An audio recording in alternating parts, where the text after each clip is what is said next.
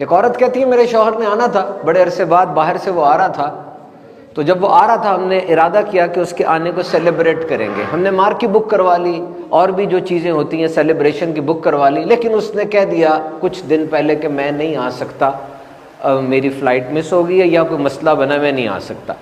उस औरत ने शेयर किया कि उसके ना आने के डिसीजन ने मार्की वाले को नुकसान पहुंचाया, हमें नुकसान पहुंचाया, खाने वाले का खाना उस दिन नहीं आएगा, मेरे बच्चे परेशान हुए। एक बंदे का डिसीजन था, कितने लोग मुतासिर हो गए। So you are powerful and you are part of this big universe, you are part of this very big system.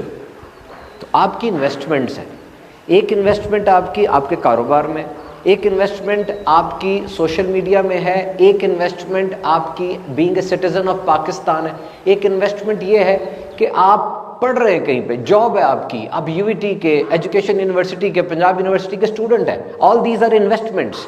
एक आइडेंटिटी है आपकी कि आप मुसलमान है, ये भी आपकी इन्वेस्टमेंट है। और याद रखना, बेहतरीन इन्वेस्टर वो होता है जो हर इन्वेस्टमेंट को फॉलो करता है, हर इन्वेस्टमेंट से प्रॉफिट लेता है। ऐसा तो नहीं है कि आपके कारोबार वाली इन्वेस्टमेंट, आपकी एकेडमिक्स वाली इन्वेस्टमेंट तो ठीक जा रही है, जारी बात है, आप एक नुमाया इदारे में आ गए तो this investment was good, you have learn, you have got good marks, you passed ECAT and then you are in a good, reputable, recognized institute, future is clear. But on the other hand, your relationship investment is not going good. You lag in that.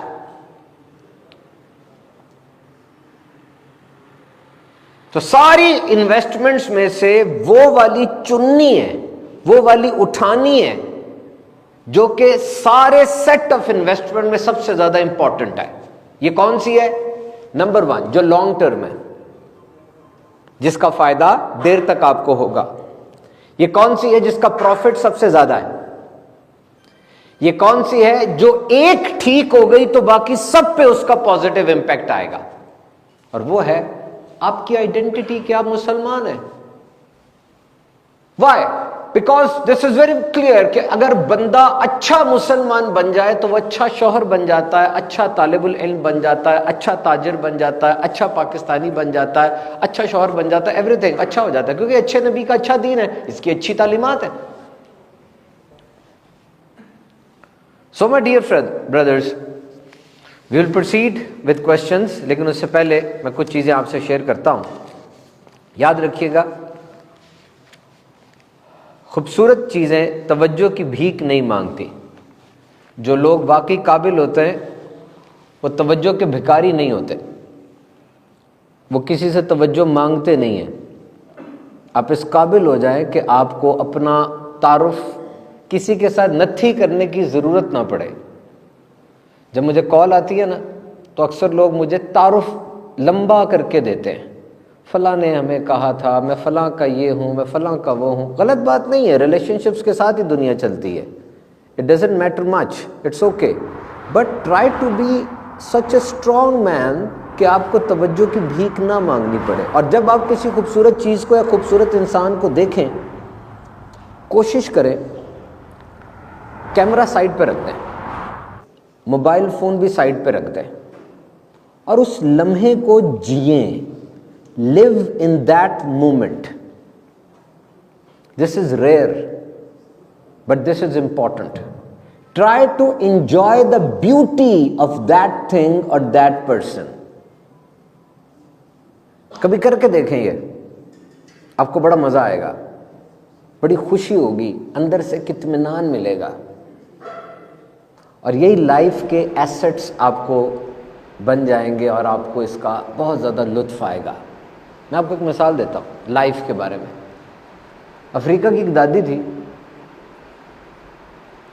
वो सुबह उठकर सिलाई कढ़ाई का काम करती थी, धागा खोल लेती और बुनना शुरू कर देती, चीज़ों को बनाना शुरू कर देती और कुछ ना कुछ अपने पोतों को नसीहत भी करती थी। एक दिन उसने धागा तोड़ा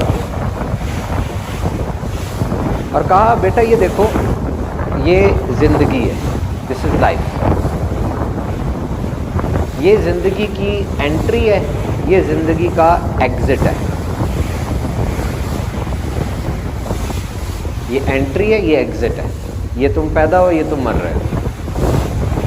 अब एंट्री और एग्जिट दोनों में आपका कोई कंट्रोल नहीं है, ऐसे ही है ना, ये आपके कंट्रोल में नहीं है। इंपॉर्टेंट बहुत है ये, your exit is very important कि अल्लाह आपको ईमान के साथ दुनिया से रुखसती दे, लेकिन इन दोनों पे तुम्हारा कंट्रोल नहीं है।